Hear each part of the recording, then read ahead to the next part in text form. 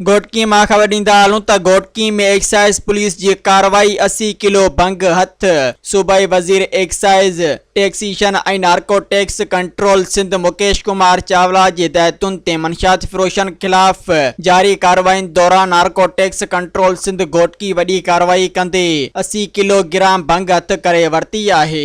Excise police Ghotki circle जे inspector Mohammad रफ़ीक महर जी सरबराही में team Ghotki bypass ते कार्रवाई कंदे हिकु सुजुकी डाला खे रोके तलाशी वरिती, जंहिं दौरान गाॾी मां 80 किलोग्राम भंग बरामद कई वई। एक्साइज पुलिस मंशियात तहवील में वठी जवाबदारनि ख़िलाफ़ केस नंबर 2/2025 दाख़िल करे छॾियो आहे, जॾहिं त वाक़िए जी वधीक जांच जारी आहे। इन मौक़े ते इंस्पेक्टर मोहम्मद रफ़ीक महर चयो त मंशियात जे ख़ात्मे लाइ ज़िले भर में कार्रवाइयूं वधीक तेज़ कयूं वयूं आहिनि ऐं कानून टोड़ींदड़ अनसरनि ख़िलाफ़ बग़ैर कंहिं फ़र्क़ जे कार्रवाई जारी रहंदी।